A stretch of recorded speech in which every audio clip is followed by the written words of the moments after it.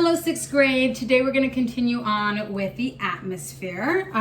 So yesterday we were talking about how the atmosphere is made up of several different compounds and layers of various different things, and how that actually helps us and how that actually influences us all the time.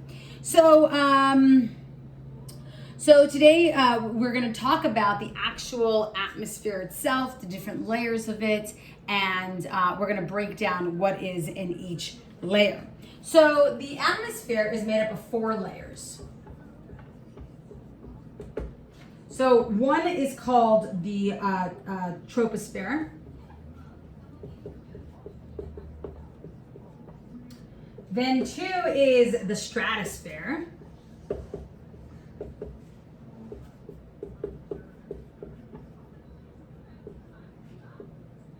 Three is the mesosphere, and 4 is the thermosphere. So these are all the different layers that exist in our atmosphere, okay?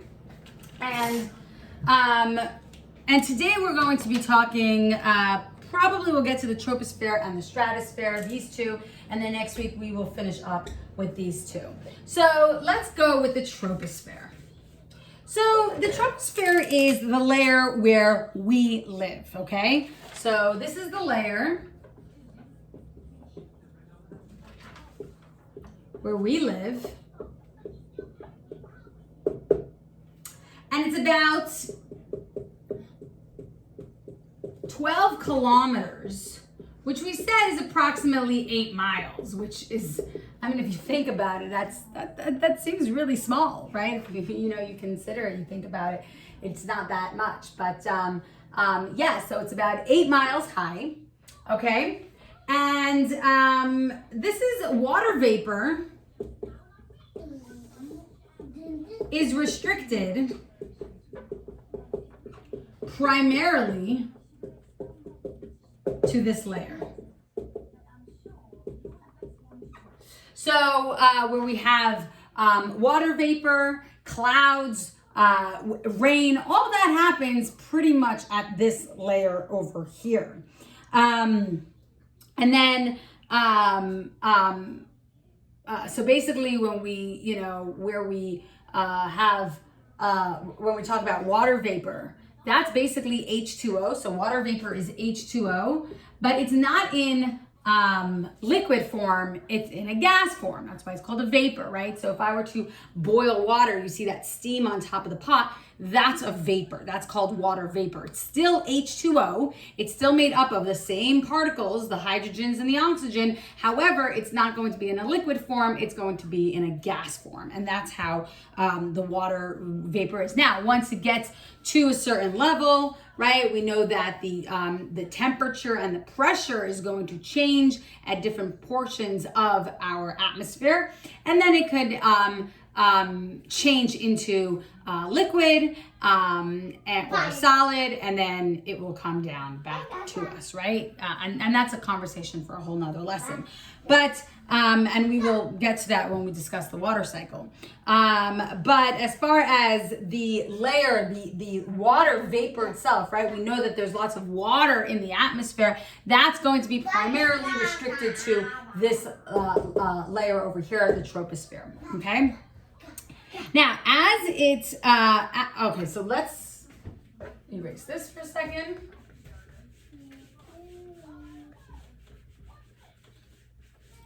Okay, so as we move up in the troposphere,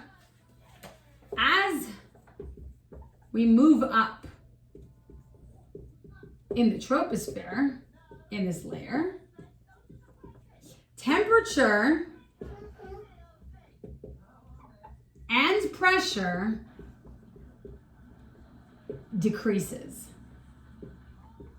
Now, I want to talk for a second about temperature and pressure, okay?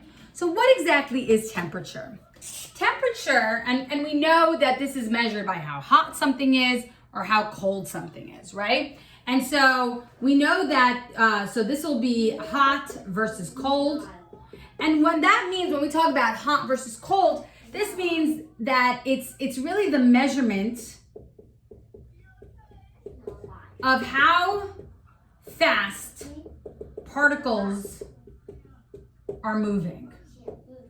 So when we discuss temperature, it really means how fast particles are moving. The faster they move, the higher the temperature, right? And that means the hotter it is. So hotter, right? Hot is faster movement. Okay, so as the particles are moving much faster, it's going to be hotter. And think about a pot of water, right? If I were to have just water in there, I increase the energy, the heat that's being input into that pot, right? And what's gonna happen to those water particles? They're gonna start moving faster and faster and faster, and then eventually they'll actually turn into a gas. And we're gonna learn about that in 8th grade, right? When things actually change their states of matter. But just to understand this concept of temperature, what exactly is temperature? Temperature is the measurement of how fast particles are moving, okay? So if they're moving really fast, then we're going to have a higher temperature. If it's moving slow, right, so cold would indicate slower movement. So when we say that the temperature decreases, we are talking about the decrease in the movement of particles. And so particles are going to start moving slower and slower and slower and slower, and that means it's going to be colder. So as you go higher up in the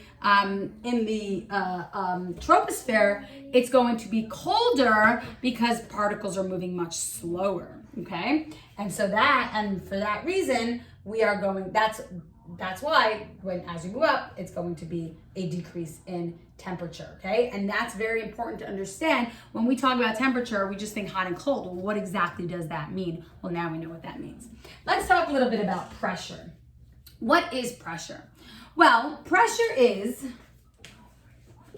the force or the amount of force exerted on objects. Okay? Now, I know that sounds like kind of like, well, what does that mean? Force exerted on objects. Well, think about it like this, okay? If I were to take a balloon and blow up a balloon, right? I'm putting particles into that balloon, okay? It's going to expand, okay? And what's happening is that whatever carbon dioxide or whatever other gases I blew out into that balloon is going to hit the sides of the balloon itself, right? Those particles are gas particles and they're moving, right? They're constantly in motion and they're hitting the side of the balloon every single time. Those particles are going to move. It's going to hit the side of the balloon and then go back. And then another particle is going to hit and then go back. So there's a certain amount of pressure. There's a certain amount of force exerted inside of that balloon. Well, what happens if I add more particles? Well, more particles are going to be hitting the side of the balloon, right? The inside of the balloon, the surface of that balloon. And so it's going to add more pressure, right? So the more particles that are there, the more pressure there's going to be because there's more force, right? There's more movement of particles. There's going to be more force exerted onto that balloon. And so there's going to be more pressure, higher pressure, right? Well, what happens if I add more particles? Well, the more particles, again, the higher the pressure, the more force exerted on that balloon, right? And eventually what happens is, why does that balloon eventually pop? Because if I put too many particles into that balloon, the pressure is going to be too great, right? The force, right? There's a force there. That force is going to be too much for that balloon to withstand, and that balloon's gonna pop. Okay, and so meaning that those particles are moving, right? They have to move somewhere. They're moving outward. They're forcing that balloon to expand until it can't maintain that pressure anymore, and so eventually it will give up, right? So it's kind of like a tug of war, right? If I have a tug of war, right, you're pulling on one side. Well, it's kind of different because pressure is more of like you're exerting the pressure as opposed to pulling, but think about it like that, right? There's this constant pull, right? That force, you're pulling on a rope, right? And if you are able to withstand that pull, right, the amounts of energy, then you'll be the winner of that tug of war. So similar in the sense with the balloon, right? The more people pulling, right? The more energy you have, the more force you'll be able to produce. And so when it comes to pressure, pressure has to do with how many particles are there, how many particles are actually producing that energy, that force, okay? And so when we have our atmosphere, think about it like this. We have, I'm gonna make like a mountain, okay? So we have lots of particles in the atmosphere. And I hope you can actually see this.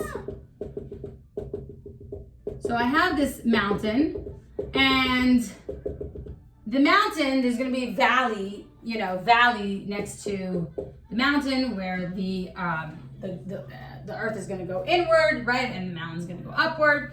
And so if you look at these particles that are in the atmosphere, right?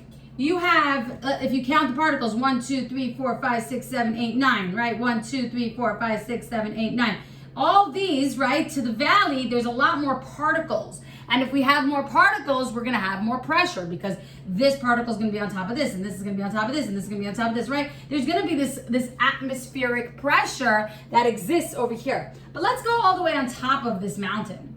We have 1, 2, 3, 4, 1, 2, 3, 4, 1, 2, 3, 4. So here we have 9 particles. Here there's 9. Here there's also probably somewhere around 9, right? And here there's 4, okay? And so we have more particles in where the earth is lower than where the earth is higher. So there's going to be a higher pressure where there's more particles because there's going to be more force exerted onto that surface, right?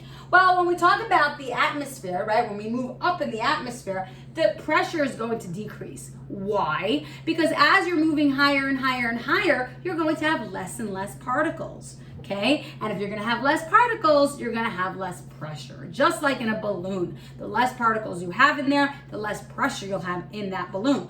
Just like here on the mountain, the higher up the mountain is, right? Like just like in our troposphere, right? The higher up you are in the atmosphere, the less particles you have, the less pressure you're going to have. The more particles you have, the more pressure you're going to have. All right, I think we're going to stop there because we're already at 12 minutes. I will see you on Monday where we're going to talk about our next layer.